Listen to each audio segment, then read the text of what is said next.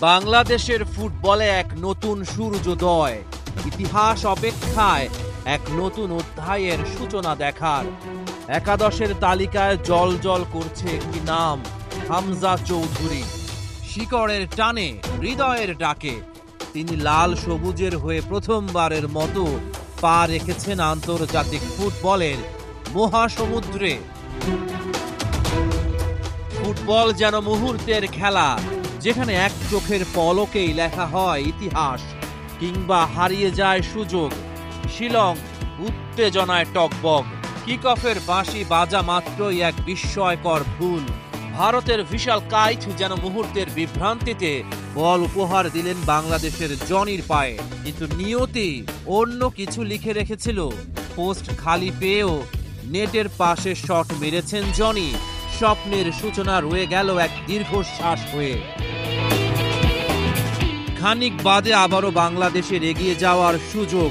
ভারতের রক্ষণের দেয়াল ভঙ্গুর, গোলরক্ষক অসহায়, সামনে শুধু শূন্যতা, অসীম সম্ভাবনা। হৃদয়ের পায়ে বল, দরকার একটুখানি নিখুঁত ছোঁয়া, কিন্তু কি করলেন হৃদয়? ভারতীয় ডিফেন্ডার শুভাশিসের পায়ে শট নিলেন। বাঁ প্রান্ত থেকে ভেসে আসা এক মোহনীয় ক্রস, যেন মুরসালিনের পা থেকে আঁকা এক নিখুঁত চিত্রকর্ম। বলটি বাতাসে ভাসছিল, নিমন্ত্রণ জানাচ্ছিল ইতিহাসের পাতায় নাম লেখানোর জন্য।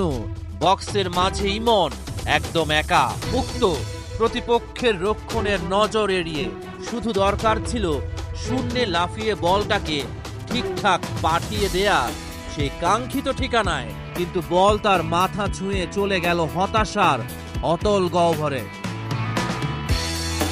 ৩১ মিনিটে আক্রমণে ইন্ডিয়া, বাংলাদেশকে বাঁচালেন গোলকিপার মিতুল মার্মা। ৪১ মিনিট সময়ের ক্যানভাসে আঁকা এক স্বর্ণালী সুযোগ। প্রতিপক্ষের ডিফেন্ডারকে পেছনে ফেলে ছুটে চলেছিলেন জনি। সামনে শুধুই ভারতের শেষ প্রহরী বিশাল কাইট।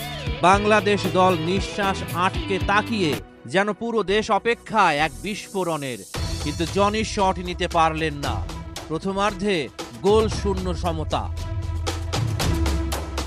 ৬১ মিনিট রাকিবের চোয়াল বদ্ধ সংকল্প ভারতের রক্ষণের বুক কাঁপিয়ে দিয়েছিল। বিশাল কাইথের পা থেকে ছুটে আসা বল জনির সামনে। সেই মুহূর্তে যদি জনি শট নিতেন, তবে হয়তো বল জাল কাঁপিয়ে দিত। বাংলাদেশ আরো একটা সুযোগ হারালো। আরো একটা নিঃশ্বাস বন্ধ করে রাখার মুহূর্ত। একটা দীর্ঘ থ্রো, জটলা, এবং তারপর বল এসে পড়ল ফয়সালের পায়ে। বাঁ পায়ে বুলেট গতির শট নিলেন বিশাল কাইট। শটটি রুখলেন কোনো মতে। মিলিয়ে যায় দুঃসাহসী চেষ্টার গল্প। বাংলাদেশ জালের দেখা পায়নি। এশিয়ান কাপের বাছাই পর্বের ম্যাচে ভারতের সাথে গোল শূন্য ড্র। তবে সবার মন জিতে নিয়েছে লাল সবুজের প্রতিনিধিরা।